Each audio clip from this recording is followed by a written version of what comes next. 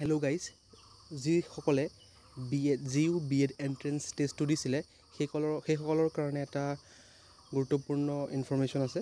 এটা quick updates আছে ৰিজাল্টৰ বিষয়ে। গতিকে আপোনালোকে ভিডিঅ'টো শেষলৈকে চাব আৰু চেনেলটো ছাবস্ক্ৰাইব কৰি দিব, এটা কমেণ্ট কৰি দিব আগলৈ যদি এনেকুৱা কুইক এণ্ড শ্বৰ্টছ আপডেটছ পাব বিচাৰে। গতিকে আমি আপডেটটোৰ বিষয়ে যাওঁ। আপডেটটো এনেকুৱা ধৰণৰ যে যোনটো এক্সাম আপোনালোকৰ বি এড এণ্ট্ৰেঞ্চ টেষ্টটো হৈছিলে 20 জুলাই 2025 তাৰিখে, সেই এক্সামটোৰ ৰিজাল্ট আজি অৰ্থাৎ 1 আগষ্ট 2025 তাৰিখে ডিক্লেয়াৰ কৰাৰ কথা গুৱাহাটী ইউনিভাৰ্চিটিয়ে পাব্লিছ কৰিছিলে। সেই নটিচটো আমি আপোনালোকক দেখাই আছোঁ। নটিচটো এনেকুৱা ধৰণৰ।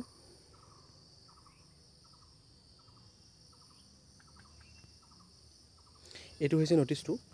দেখিছে গুৱাহাটী ইউনিভাৰ্চিটি কেতিয়া পাব্লিছ কৰিছে নটিচটো? 28/7/2025 তাৰিখে নটিচটো পাব্লিছ কৰা হৈছিলে। Notification.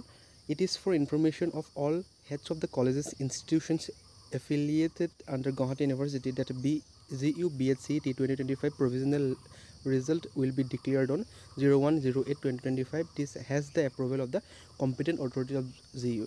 গতিকে এইটো অফিচিয়েলি পাব্লিছ কৰা হৈছে যে GU BEDৰ যোনটো এণ্ট্ৰেঞ্চ টেষ্ট হৈছিলে গুৱাহাটী ইউনিভাৰ্চিটিৰ আণ্ডাৰত, সেইটোৰ ৰিজাল্ট 1 আগষ্ট অৰ্থাৎ আজি পাব্লিছ কৰিব।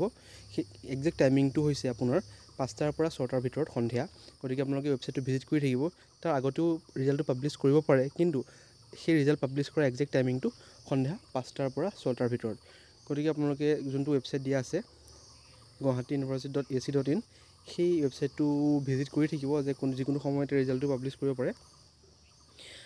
আৰু যদিহে আপোনালোকৰ ৰিজাল্টটো বা আপোনালোকৰ মাৰ্কবোৰ ভাল ওলায়, তেন্তে আপোনালোকে সেই নিৰ্দিষ্ট BEd কলেজত এডমিশ্যন ল'ব পাৰে। আৰু এইটোৱে আছিল শ্বৰ্টছ এণ্ড কুইক আপডেটছ।